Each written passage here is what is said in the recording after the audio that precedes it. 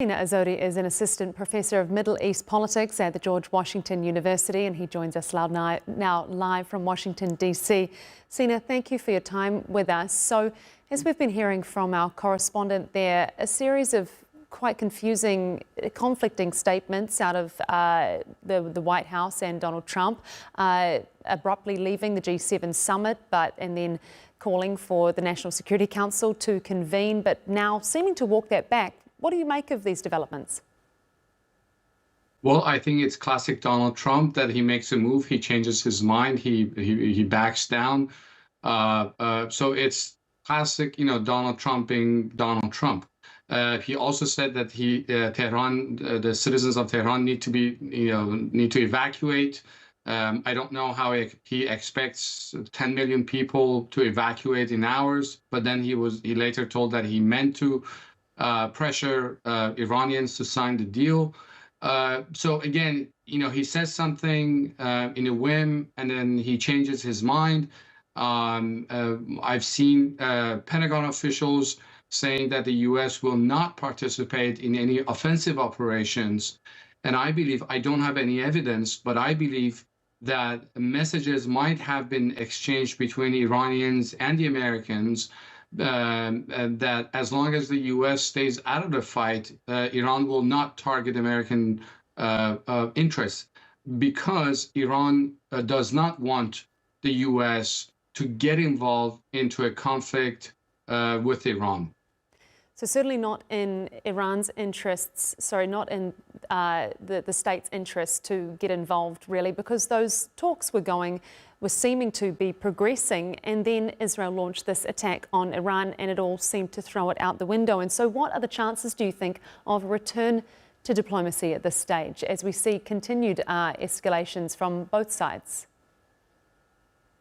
Well, I agree. I think that with one stroke, the Israelis achieved three objectives. First, by derailing nuclear diplomacy between Iran and the U.S.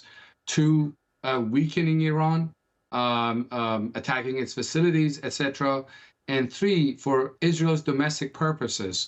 A few days ago, the Israeli parliament was discussing its dissolution, which would have meant the collapse of the prime minister's cabinet. But now nobody's discussing it.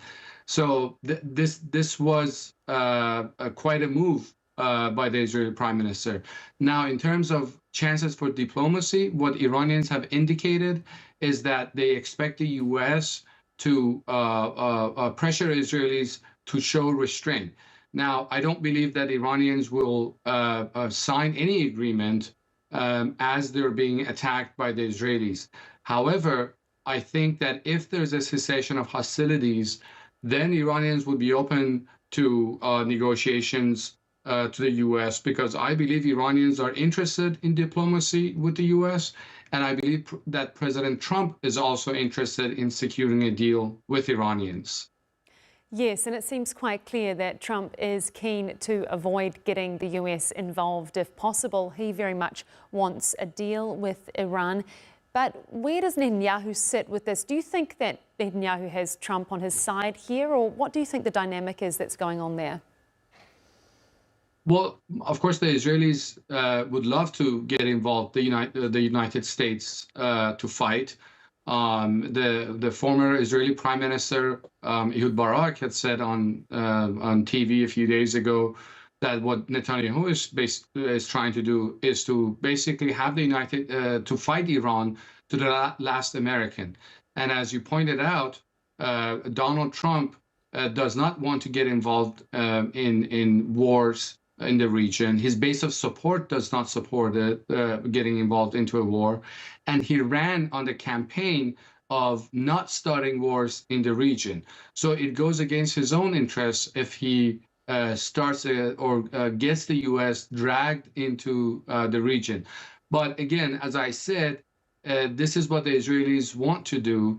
The former defense minister of Israel just said it this evening, Washington's time, that U.S. has an obligation to fight alongside the Israelis, which really it doesn't serve the American interests. And what do you expect we will see in the coming days? I see that we are seeing lines coming in saying the Israeli army says that further missiles have been launched from Iran. Both sides seem to be continuing, but what kind of capacity do you think Iran has to continue these attacks, and where do you think things are going? I usually try to be optimistic, but at this point, I don't foresee any quick resolution to the hostilities anytime soon.